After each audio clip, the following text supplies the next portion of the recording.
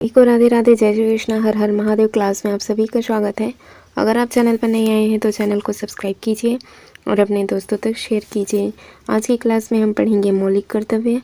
ये कौन से भाग में दिया है? तो ये भाग 4 के ए में दिया हुआ है मौलिक कर्तव्य। ठीक है, आर्टिकल पूछा जाए तो 51 के ए में ये आते हैं।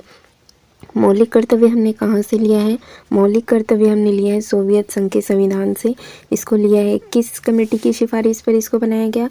तो सरदार स्वर्ण सिंह कमेटी की सिफारिश पर मूल कर्तव्यों को संविधान में जोड़ा गया।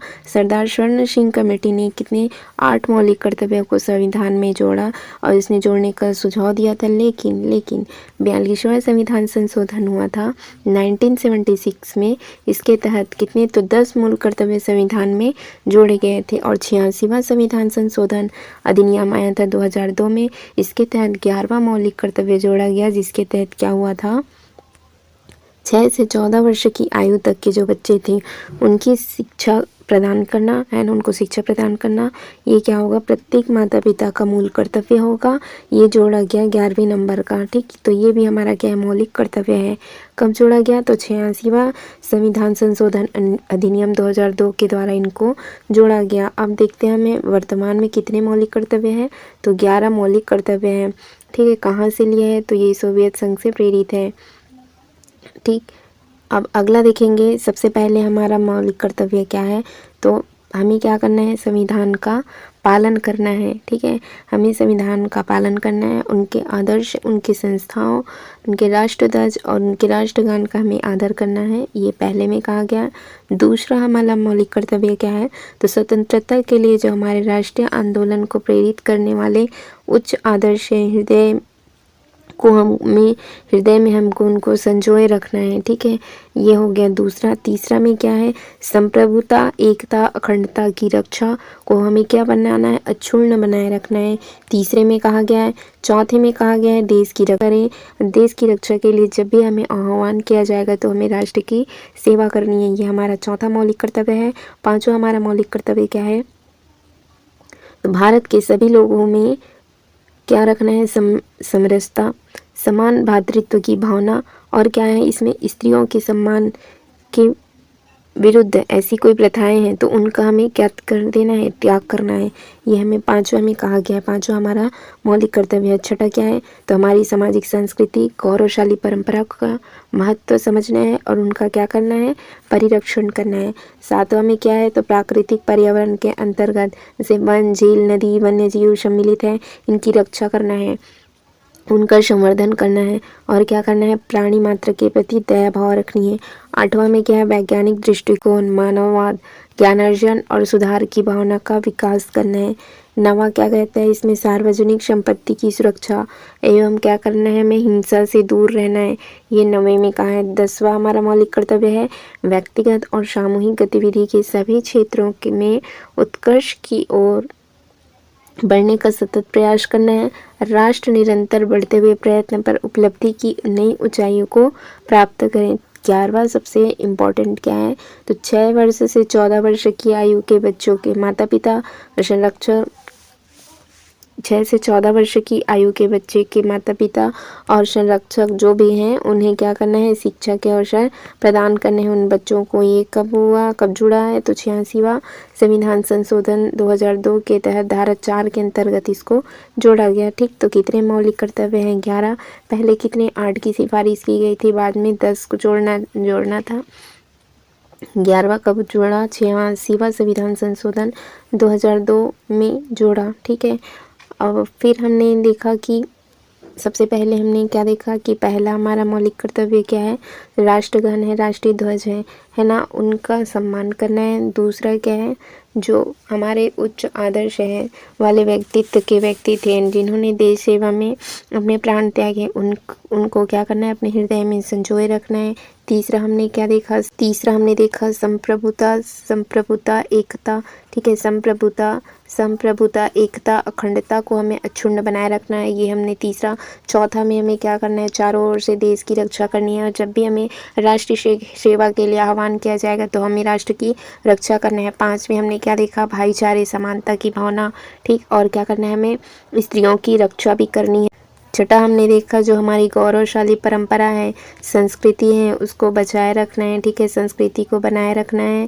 सातवां में क्या था, तो जी किस पर होता है, सेवन पर, है ना। तो इससे हमें क्या करना है, प्राकृतिक पर्यावरण, वन, झील, नदी, वन जीव, इनकी हमें क्या करनी है, रक्षा करनी है। आठ में ह्यूमेन, ठीक है, एच होता है एट पर, तो ह्यूमैनिटी यानी कि मानववाद और ज्ञानार्जन के सुधार की भावना का हमें विकास करना है, ठीक है। आई से याद रखेंगे 9, ठीक है। तो आई क्या होती है, आई क्या होता है, संपत्ति, तो हमें सार्वजनिक संपत्ति की सुरक्षा करना है, ठीक है, और हिंसा से हमको दूर रहना है, ये होगा 9 पर। 10 में क्या कहा, तो व्यक्तिगत एवं सामूहिक गतिविधि के सभी क्षेत्रों के उत्कर्ष की ओर हमें सतत बढ़ने का क्या करना है, प्रयास करना है, हमारा सतत विकास करना है। 10 पर। 11वां में ही क्या है, तो 6 से 14 वर्ष के बच्चों को निःशुल्क अनिवार्य शिक्षा देना है, और ये सभी माता पिता या जो भी उनके संरक्षक है, ये उनकी जिम्मेदारी होगी। मौलिक कर्तव्य की विशेषताएं देखेंगे। मौलिक कर्तव्य में से कुछ कर्तव्य नैतिक हैं और कुछ कर्तव्य नागरिक हैं, जैसे कि राष्ट्रध्वज है, राष्ट्रगान है, इनका आदर करना नागरिक कर्तव्य है, जबकि स्वतंत्रता संग्राम के उच्च आदर्शों का सम्मान एक क्या है हमारा, तो ये नैतिक कर्तव्य है। मौलिक कर्तव्य केवल नागरिकों के लिए है, ना कि विदेशियों के लिए। ये हमें इसके लिए हमारे केवल भारतीय नागरिकों के लिए, इनका उल्लंघन करने पर कोई कानूनी संतुति नहीं है, ठीक है। इनका उल्लंघन करने पर कोई कानूनी संस्तुति नहीं है, लेकिन संसद उपयुक्त विधान द्वारा इनके क्रियान्वयन के लिए क्या है, तो स्वतंत्र है। अगला देखेंगे फिर राष्ट्रपति। राष्ट्रपति क्या है, तो राष्ट्रपति राष्ट्र की एकता, अखंडता, सुदृढ़ता का प्रतीक होता है। राष्ट्रपति भारत का क्या होते हैं, प्रथम नागरिक। देश का प्रमुख कौन होते हैं, राष्ट्रपति। आर्टिकल किस में आते हैं, तो 52 के अनुसार क्या होंगे, भारत में एक राष्ट्रपति होंगे। भाग पूछा जाएगा तो भाग 5 में, ठीक है, भाग 5 में आते हैं, जिसमें संघ एवं उसकी कार्यपालिका का वर्णन आता है भाग 5 में। आर्टिकल 52 में राष्ट्रपति होंगे, ठीक है। ये आर्टिकल 52 में कहा गया कि भारत का एक क्या होंगे, भारत के क्या होंगे, राष्ट्रपति होंगे। अब देखेंगे फिर 52, 53, 54, 55, 56, 57, 58, 59, 60 और 61, ये सभी 52 से लेकर 61 तक किस में आएंगे, राष्ट्रपति से संबंधित हैं, ठीक है। तो अब एक एक करके हम देखेंगे। 52 में क्या होगा, 52 में राष्ट्रपति भारत के राष्ट्रपति होंगे। 52 में बात कही है। 53 में संघ की कार्यपालिका की शक्ति निहित होगी किसमें, राष्ट्रपति में। 53 में ये बात कही गई है। 54 में है राष्ट्रपति का निर्वाचन मंडल। 55 में है राष्ट्रपति के निर्वाचन की रीति, किस रीति से उनको चुना जाना है। 56 में है राष्ट्रपति की पदावधि। 57 में है पुनर्निर्वाचन के लिए पात्रता।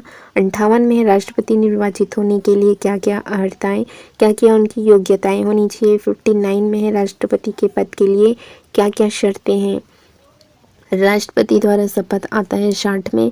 61 में है राष्ट्रपति पर महाभियोग, और 62 में क्या है, राष्ट्रपति का पद रिक्त होने की स्थिति में उसे भरने के लिए निर्वाचन करने का समय आकस्मिक रिक्ति को भरने के लिए निर्वाचित व्यक्ति की पदावधि देते हैं, ठीक। और 72 में क्या करते हैं, तो राष्ट्रपति क्षमा दे सकते हैं, क्षमादान की शक्ति प्राप्त है। 72 के तहत जैसे दंडादेश, निलंबन, परिहार, लघुकरण संबंधी, ये किसके पास शक्ति है, राष्ट्रपति के पास। और आर्टिकल नंबर 73 में संघ की कार्यपालिका की शक्ति का विस्तार दिया है, ठीक। अब हम इसको कैसे याद रखेंगे, ठीक है, तो इसको याद करेंगे ट्रिक से। प, का, नी, को, का, दु, यो,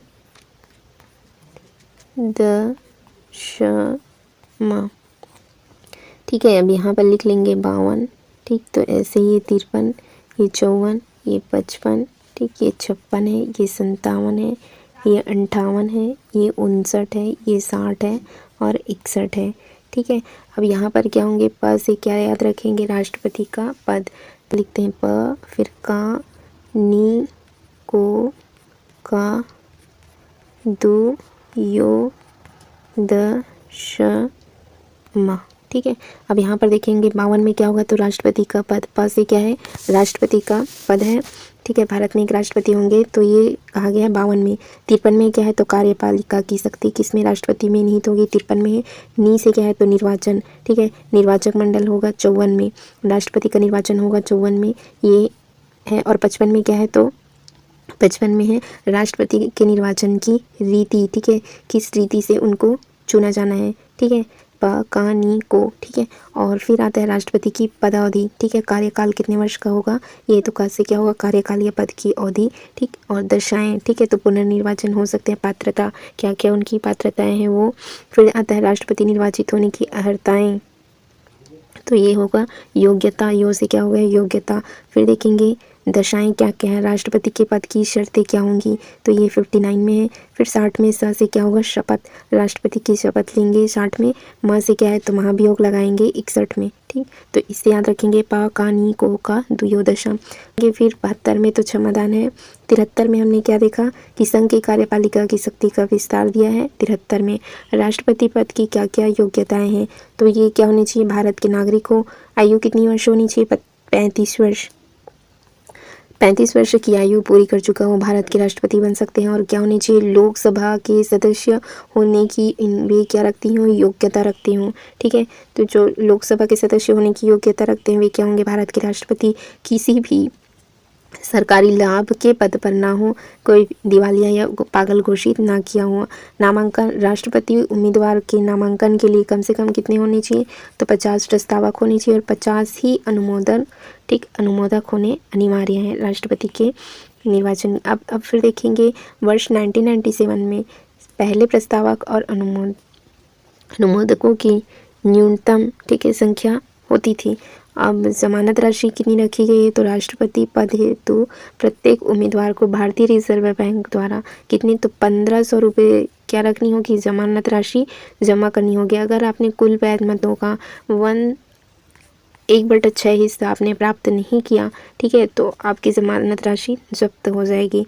राष्ट्रपति निर्वाचन मंडल देखेंगे, संसद के दोनों सदनों के जो निर्वाचित सदस्य हैं, केवल निर्वाचित सदस्य ही इनके निर्वाचन में भाग लेते हैं, ठीक है। जो मनोनीत सदस्य हैं, ठीक है, जो मनोनीत सदस्य हैं, मनोनीत सदस्य इनके निर्वाचन में भाग नहीं लेते, राष्ट्रपति के निर्वाचन में भाग नहीं लेते। लोकसभा राज्यसभा के केवल निर्वाचित सदस्य और राज्य विधानमंडल के निर्वाचित सदस्य, केंद्र शासित प्रदेश जैसे कि दिल्ली, पुडुचेरी विधानसभा के निर्वाचित सदस्य इसमें भाग लेंगे। 70वें संविधान संशोधन अधिनियम 1992 द्वारा केंद्र शामिल हुए हैं कौन, दिल्ली, पुडुचेरी विधानसभा के सदस्यों को राष्ट्रपति के निर्वाचन में शामिल किया गया। राष्ट्रपति के निर्वाचन की नीति कैसी होगी, तो अनुपातिक प्रतिनिधित्व प्रणाली या फिर एकल संक्रमणीय अनुपातिक प्रतिनिधित्व प्रणाली के आधार पर इनका मतदान किस तरीके से होगा, गुप्त निर्वाचन प्रणाली से। राष्ट्रपति का कार्यकाल कितने वर्ष का होता है, 5 वर्ष का, ठीक। पहले भी महाभियोग उन पर लगाया जा सकता है, ठीक है, और महाभियोग लगाकर उनको पद से हटाया जा सकता है। राष्ट्रपति अगर त्यागपत्र देना चाहे तो वे किसको देते हैं, तो उपराष्ट्रपति जी को क्या करते हैं, वे अपना त्यागपत्र देते हैं।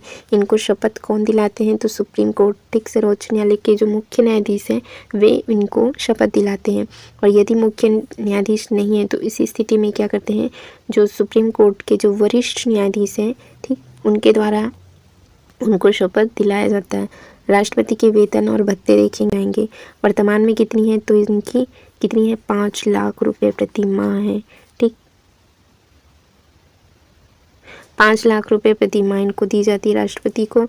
राष्ट्रपति को अपने वेतन पर कोई भी टैक्स नहीं देना होता है, ठीक है, इनसे कोई भी तरह का टैक्स नहीं लिया जाता।